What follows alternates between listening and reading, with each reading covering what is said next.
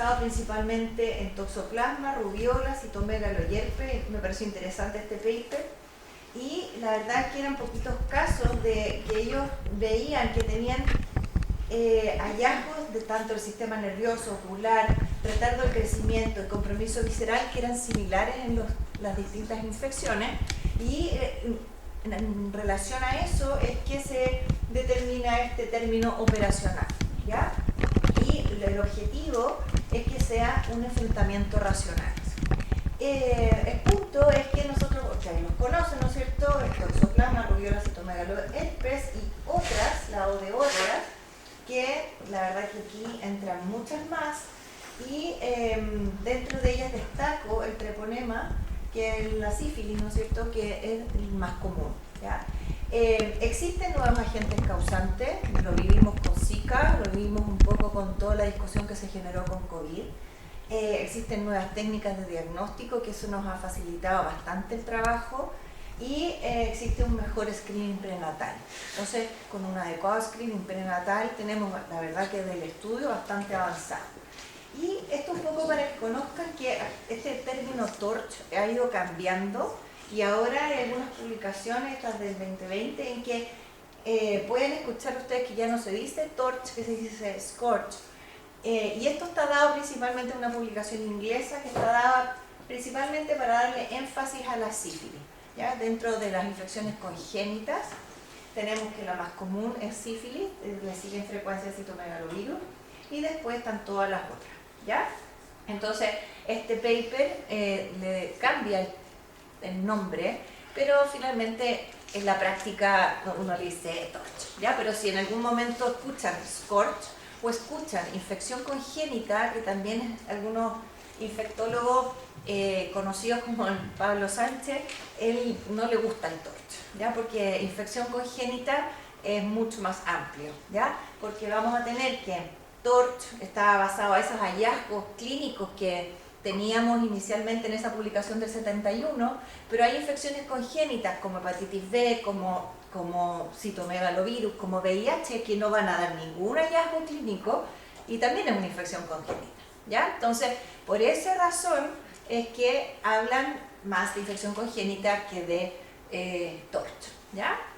En la práctica de un estudio de TORCH sí, pero para que sepan de qué se está hablando, ¿ya? Entonces, ¿en quién o cuándo sospechar una infección congénita? Frente a una mujer embarazada, por ejemplo, que tenga una exposición conocida durante el embarazo. No sé, virus varicela zoster, que me tocó ayer justamente asesorar a una obstetra, 17 semanas, el marido con varicela, mamá seronegativa, entonces consulta, ¿ya? Entonces esa guagua hay que tener, cuando nazca, uno tiene antecedentes, y que naciera con alguna cosa, uno tiene ese antecedente, ¿ya? Frente a hallazgos ecográficos específicos prenatales que vamos a ver en una tablita, y frente a un recién nacido habitualmente pequeño para la gestacional con ictericia, petequia, visceromegalia, microcefalia o un síndrome séptico que no responde al tratamiento, por ejemplo pensando en una infección del pecho, ¿ya?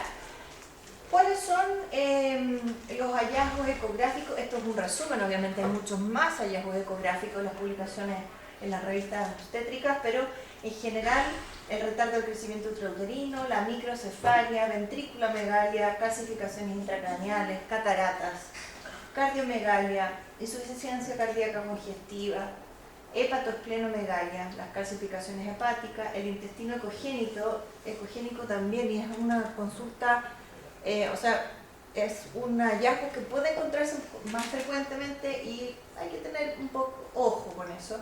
Asitis fetal, hidrops, oligohidroamios o polihidroamios, ¿ya? O sea, son algunos hallazgos que nos hagan pensar, y obviamente ojalá que haya en el fondo el manejo perinatal, que haya estudiado un poquitito más a esa madre o pedido mayor estudio si hay hallazgos compatibles con infecciones congénitas. ¿Qué es lo que van a ver ustedes? En el fondo, si nace un niño así, que es lo que yo le digo a los internos o a los becados, si nace un niño así, la verdad que es bastante más fácil sospechar que tiene una infección congénita. O sea, si tiene microcefalia, si tiene una ictericia predominio directo, si tiene hepatomegalia, si tiene máculas o petequias, o un exantema que se llama de blueberry muffin, así como muffin de arándano, ¿ya? Lesiones cutáneas. Estos niños, el pénfigo sifilítico, son fotos de acá, ¿ya?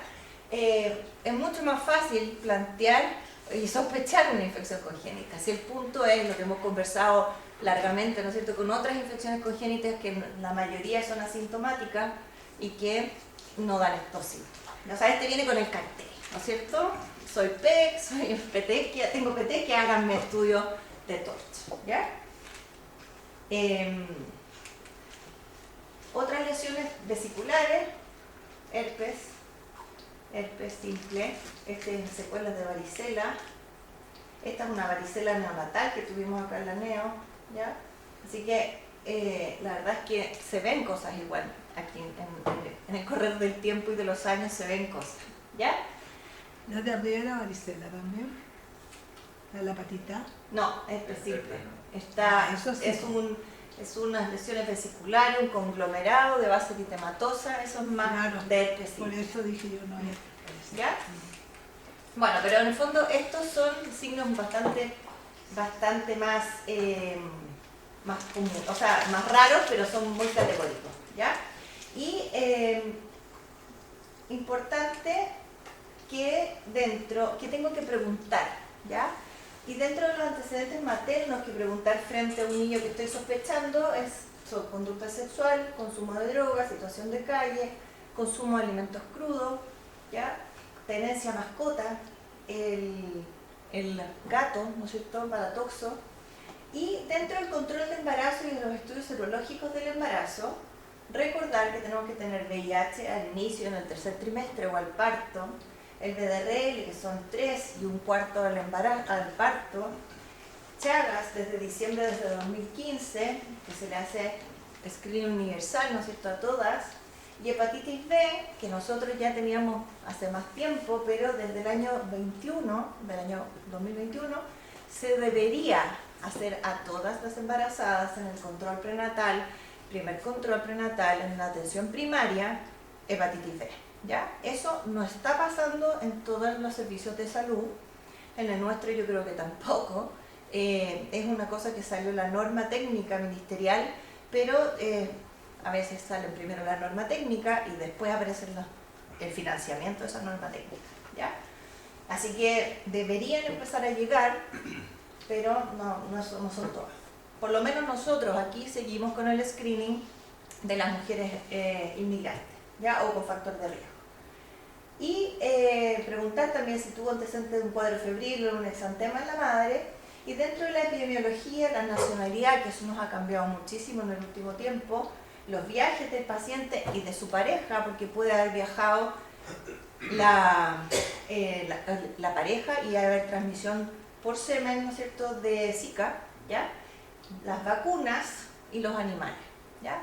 Nosotros en general, esta es la incorporación, esta es la circular cuando se incorpora el tamizaje hepatitis B, como les comentaba, y ya en algunos carnets de control prenatal está apareciendo, los más modernos, el tamizaje hepatitis B incorporado. O sea, ya está en el carnet prenatal, debería estar empezando a implementarse de a poco en cada servicio de salud.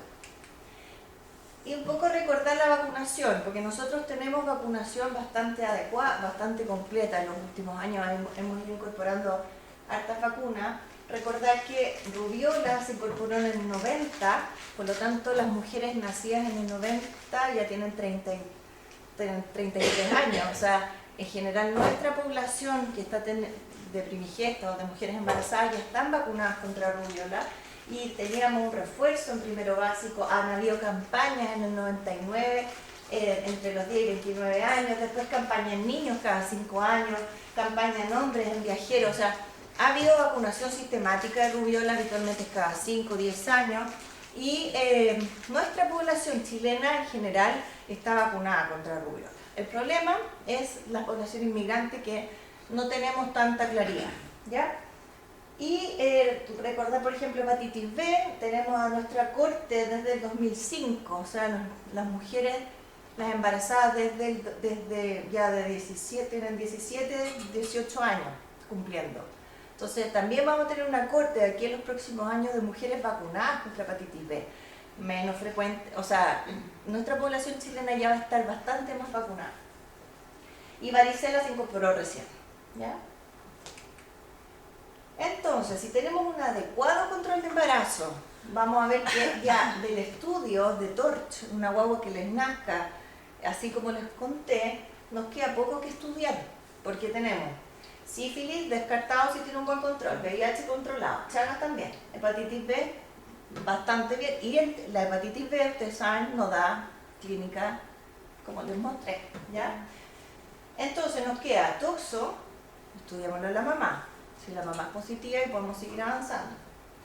Zika al recién nacido si tenemos sospecha epidemiológica, parvo al recién nacido con clínica, y ahora la tenemos el parvovirus en el Lucio Córdoba, que hay que hacer está el parvovirus, qué bueno. No, sí, rubéola frente a la sospecha de diagnóstico, pero la verdad que es poco común, ¿ya? Citomegalo, que no vamos a hablar de los fenicios, pero lo estamos haciendo todo, ¿no es cierto? Y herpes, ¿ya? O sea, nos queda bastante poco que estudiarle a un niño que nace con esa clínica, ¿ya? Esta es la clásica tabla que la vamos a poner en la guía para que uno puede tener como una orientación de cuáles son los hallazgos más comunes, pero la verdad que son bastante típicos. Lo que uno pudiese decir de toxoplasma, y el último caso de toxoplasma congénito que tuvimos, es como la característica de esta tríada de macrocefalia con ventrículo megalia y alteraciones oculares. Es como la tríada clásica, y así fue como se presentó el niño que tuvimos, la última niñita con toxo congénito, con una hiperbilia y predominio directo. Entonces, todo muy precoz, entonces eso hace sospechar, ¿ya? Entonces, ¿se debe pedir a todos? No, tenemos que ir enfocándonos, ¿ya? El estudio debe ser dirigido, tiene que tener una buena anamnesis, ¿no es cierto? Puede haber una mala indicación de los exámenes, puede confundir, ¿ya? Sabemos que las IgG, por ejemplo, de citomegalo en la mujer, el 95% para arriba de las mujeres chilenas son IgG positivas. Una IgG negativa en un recién nacido no descarta, entonces no usamos serología en el recién nacido. Entonces, si uno pide esos tipos de exámenes, nosotros aquí no lo hacemos, pero en el fondo hay otras unidades que sí piden serología y hay que saber cómo interpretarla en el recién nacido, ¿ya? Considerar la epidemiología, las causas más frecuentes y habitualmente, y gracias a un adecuado control prenatal, no tenemos un estudio de cero, ¿no es cierto? O sea, tenemos antecedentes ecográficos, serologías maternas, las vacunas, ¿ya? Entonces, ¿cuáles son los diagnósticos los exámenes básicos que uno debería pedir en un niño que sospechamos un TORCH o una infección congénita?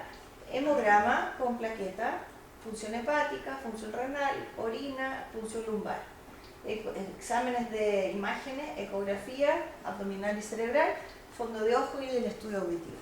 Entonces ese es como el estudio que deberíamos tener general, y después el laboratorio específico, les dejo la tabla para que no pongan esa cara, pero la idea es esta tablita, ¿no es cierto?, en que tenemos toxoplasmosis, sospechamos una toxoplasmosis clínica, partir para no tomar más muestras de sangre en el recién nacido, pinchemos a la mamá. Si la mamá tiene una serología positiva, o sea, una IgG positiva, si tiene IgG y IgM positiva es bastante más fácil, porque claramente hubo una primoinfección durante el embarazo, pero si tiene IgG positiva, que pudiese ser una infección crónica, una infección antigua, ¿no es cierto?, de toxo,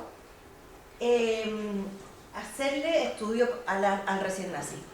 ¿Ya? Si la mamá es negativa para IgG y IgM, no le hacemos nada al recién nacido, ¿ya? Pero si es positiva y el niño tiene clínica y tiene sospecha, hagámosle estudio al recién nacido con IgG e IgM. Nos pasó en el caso de la toxo que el niño tenía mucha clínica y la mamá salió en la serología aquí del Barros-Luco, serología, la mamá IgG positiva, IgM negativa, ¿ya? Y pedimos muestra al recién nacido y nos dice IgG positiva, IgM negativa, aquí en el Barros-Luco, que no me dice mucho. Entonces uno pide PCR, en líquido cefalorraquídeo, sangre al ISP. Pero además le pedimos serología al ISP, porque la serología del ISP me cuantifica. Si yo quiero hacer un estudio pareado entre la mamá y el recién nacido, mejor mandarlo al ISP para poder confirmar el diagnóstico, porque me permite cuantificar los títulos y ver si es que el recién nacido es mayor a su mamá. Y cuando lo mandamos al ISP, en el ISP la IgM de la mamá era positiva y la IgM del recién nacido era positiva. O sea, igual nosotros tenemos una técnica de screening, pero si queremos hacer un diagnóstico fino y si el niño tiene clínica de toxoplasma, mejor mandarlo al ISP. ¿Ya? Así que bueno, el estudio en el fondo tenemos acá en la madre primero, si la madre es positiva, estudio del recién nacido, y en el recién nacido hacerlo pareado y es mandar las serologías al ISP y la PCR en líquido, en sangre y en orina al ISP. Los formularios de esto están en formularios del mismo ISP, se imprimen en la página y se puede enviar. ¿Ya? Chagas, si sospechamos una infección por tripanosoma, tenemos que, bueno, obviamente en qué lo vamos a sospechar, una madre que tiene una IgG positiva en el embarazo, y le tenemos que hacer a todos esos recién nacidos PCR que va al ISP en las primeras 48 horas de vida, y hay que hacerle un examen que se llama microstrut, que es como una gota gruesa. Eso se va al laboratorio de sífilis de acá del Barros Luco, ¿ya? Entonces eso se pide, microstrut en Barros Luco, y lo procesan en ese laboratorio. Rubiola, raro, ¿ya? Pero la forma de hacer diagnósticos con IgM se pide en el ISP. Les dejé ahí el link para descargar el formulario. El punto es cuando uno pide sospecha de rubiola congénita, se genera una alerta, porque no hay rubiola congénita desde el año 90, y se genera esta alerta, y ahí, bueno, uno lo que hicimos una vez que pensamos en rubiola es que hay que hablar con la Seremi, se notifica por Epivigila, pero hay que hablar con el Seremi y decir que estamos sospechando, y ahí como que baja un poco porque si no queda la cosa, ¿ya? Si uno quiere confirmar, se pide serología, y la forma es con PCR en aspirado nasofaríngeo, sangre, en orina o el líquido cefalorraquídeo donde uno lo sospecha. Citomegalo, ya saben. Herpes, las lesiones, si hay lesiones en lesiones, no olviden la PCR en sangre, que hay que mandarla a Lucio Córdoba, y esa PCR en sangre hay que decir que es recién nacido, porque solamente lo procesan para nosotros, ¿ya? En el Ezequiel, cuando yo pido una PCR en sangre, es muy excepcional, pero porque en el recién nacido es cuando tiene valor, ¿ya? O en inmunocomprometido, pero en el fondo la tienen autorizada solo para nosotros. Sífilis, bueno, PDRL y líquido cefalorraquídeo, eso lo manejan perfecto, y Zika, IgM, líquido cefalorraquídeo y PCR en sangre, eso también se vale SP, también hay que notificar. ¿Ya? ¿Hemos tenido Zika acá? ¿En Chile? O sea, no, ¿te lo quita el caso de No. por Zika? No. Pensamos una bobita que tenía Sí. microcefalia una vez, ¿te acuerdas? Lo pedimos, Sí, pero pero salió no. negativo. Le pedimos Sí. muchos En exámenes, el Calvo pero no. Manquera llegó uno. Pero como que después de pandemia Zika como que pasó el olvido. Eso es de Torch. No sé si tienen alguna duda de esta tabla o algo que quisieran complementar más o poner más detalle de la tabla, porque la puedo modificar todavía para el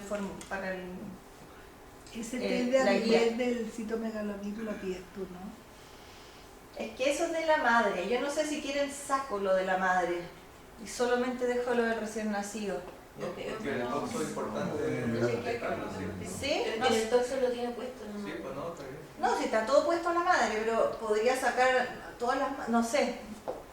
¿No? No tengo ya, pero lo que hice es que yo invertí, esta tabla está madre primero por recién nacido, lo que dejé primero el recién nacido, porque son ustedes los que van a... en conjunto, en realidad vamos a pedir los exámenes, pero... Ya. Bueno, ahí voy a complementar quizás el formulario, podríamos dejar los formularios puestos en el Moreno, no sé, o algo así. Como formulario, si podría ser así. Un formulario de... Como amigable. ¿Cómo? O sea, voy a decir, tal cosa, esto es lo más prioritario que se pide para que no se Pero si está en la tabla, sí. Sí, pero ya topo.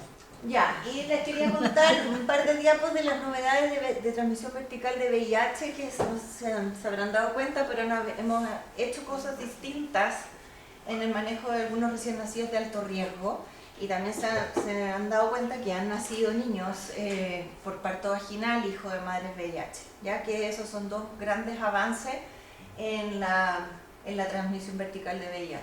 ¿Ya? Entonces, todos estos cambios ya están en guías internacionales bastante avanzados y ya se utilizan en muchos países. La última guía nacional es del 2013 de VIH.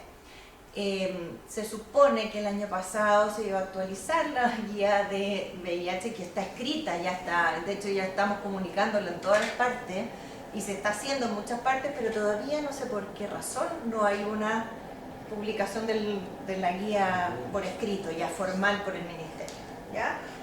Pero qué cosa importante es que se puede tener un parto vaginal aquella madre que tiene una supresión virológica con carga viral menor de 50 y adecuadas condiciones obstétricas, y esa madre no requiere de ciobudina, tampoco se está pasando la ZT intravenoso al parto, ¿ya? O sea, es una madre que tiene un parto normal, ¿ya? La cesárea programada se sigue haciendo en aquellas que no cumplen estos criterios, o sea, tiene que tener membrana intacta a las 38 semanas, que tiene carga viral detectable sobre 50, o haya tenido mala adherencia, o que tenga una indicación obstétrica. Ellos sí necesitan, o sea, sí se sigue pasando la ciududina intravenosa al parto, y además, ¿no es cierto?, se les pasa nevirapina, ¿ya? Y si la madre está con su terapia, se mantiene la terapia igual, ¿ya? O sea, recibe su terapia, el acetato endovenoso más la nevirapina, ¿ya? ¿Cómo manejamos al recién nacido? Esto no cambia mucho, la verdad, lo mismo, se baña con jabón, se hace un buen aseo y desinfección de la piel donde se administra la vitamina K y la hepatitis B, se inicia la profilaxis post-exposición lo antes posible, antes de las 4 horas de vida, y obviamente el tipo de profilaxis y la duración de profilaxis va a depender de la clasificación del riesgo de ese recién nacido, ¿ya? Viene una tabla, ¿ya? No se pone la vacuna BCG, se suspende la lactancia materna, se le debe dar la cabergoline a la madre, se toma la primera PCR que se va al ISP, y esa primera PCR la toman habitualmente las primeras 24 horas de vida, con las subpoblaciones linfocitarias que se van al Lucio Córdoba, el citomegalonorina, que eso está por norma, y hemograma y pruebas hepáticas. Y se deriva infectología para nosotros seguir con el seguimiento, ¿ya? Esta es la tabla de bajo riesgo, alto riesgo o un recién nacido infectado, ¿ya? De bajo riesgo es un niño que no cumple los criterios de alto riesgo. Entonces, ¿cuáles son los de alto riesgo? Son los hijos de madre que no recibieron protocolo de transmisión vertical, hijos de madre diagnosticadas con VIH al parto, o que tuvo una seroconversión durante el embarazo, que tienen una carga viral más de 400 entre las 34 y 36 semanas, que partieron con terapia antirretroviral después de las 34 semanas y que recibieron menos de 8 semanas de antirretroviral al parto. En hijos que haya dudas respecto a la adherencia, por ejemplo, las cargas virales nunca bajaron, la mamá no retiró los medicamentos, ¿ya? Y, o una primoinfección materna durante la gestación. Todos estos niños siguen usando la acidobudina por 6 semanas y las 3 dosis de nevirapina, ¿ya? Eso es como antes. ¿Qué es lo que cambió? Que si es un niño de muy bajo riesgo, o sea, un niño que la mamá tuvo un parto vaginal, que lo atendí el otro, no sé, el poli, tenía carga indetectable desde 2016, la mamá sin carga. Tuvo un parto vaginal y obviamente ese niño con terapia perfecta, ese niño tuvo un parto vaginal y se da la ZT por 4 semanas, eso se acortó, ¿ya? Eso es nuevo. Y el niño de muy alto riesgo, que también tuvimos un caso hace poco, en vez de darle 2 drogas, le damos 3 drogas, como un tratamiento, ¿ya? Hasta tener las primera y segunda PCR negativas, ¿ya? Entonces, ¿cuáles son estas 3 drogas? Que ya en los hospitales grandes van a estar, en los hospitales pequeños, es el problema, que en el fondo puede que no haya presentación en jarabe de raltegravir en un hospital más periférico, pero nosotros sí tenemos la opción de hacer un tratamiento en estos pacientes de muy alto riesgo, ¿ya? Lo otro que les quiero mostrar, que hubo confusión en un examen, en una interpretación del examen. Esta es la PCR que nosotros tenemos aquí, que se pide, la pidió el doctor Jorkowski. Siempre esta primera serología es positiva porque la mamá es positiva, ¿ya? Ese examen es de la mamá. Y después se hace el test de antígeno, que es negativo, y la PCR, que es negativa, en este niño que nació recién, ¿ya? Y dice, resultado del ISP es indeterminado, porque para que el ISP me diga un resultado negativo, este niño es un caso descartado, tengo que tener 3 PCR, ¿ya? Esas 3 PCR es a las 24 horas, entre los 15 y los 30 días y a los 3 meses. Eso ustedes no lo ven, pero en el fondo la del tercer mes me dice caso descartado con tercera PCR a los 3 meses de vida, ¿ya? Cuando dice que se solicitan, este es un al nacer, se solicita una nueva muestra porque no puede decir la conclusión, ¿ya? Si saliera, por ejemplo, positivo, por ejemplo, nos pasó en ese que salía aquí, negativo. Si es negativo, eso quiere decir que la mamá es un falso positivo de un test rápido y que la mamá no es positiva. Entonces, el tiro tiene que generar una alerta, ¿ya? Si lo normal es que no salga ahí positivo, porque son mamás que son verdaderas positivas. Si saliera positivo, eso es un VIH y nos van a comunicar, tenemos que repetir la muestra inmediatamente, ¿ya? Entonces aquí, por ejemplo, primera PCR en las primeras 48 horas de vida positiva, repetir inmediatamente y se confirma la infección. Si es negativa, uno le pide la segunda PCR a los 15-30 días. Si sale positiva en este momento, se repite y se confirma. Necesito 2 positivas para confirmar y 3 negativas para descartar. ¿Ya? Estas les dejo las dosis que las vamos a poner en la misma tabla, como para tener, porque ni yo me las sé de memoria, son por edad gestacional y la duración. Lo importante es que un niño de bajo riesgo son 4 semanas, los niños de alto riesgo son 6 semanas. Y un prematuro menor de 35, a pesar de que sea de bajo riesgo, son 6 semanas igual. ¿Ya?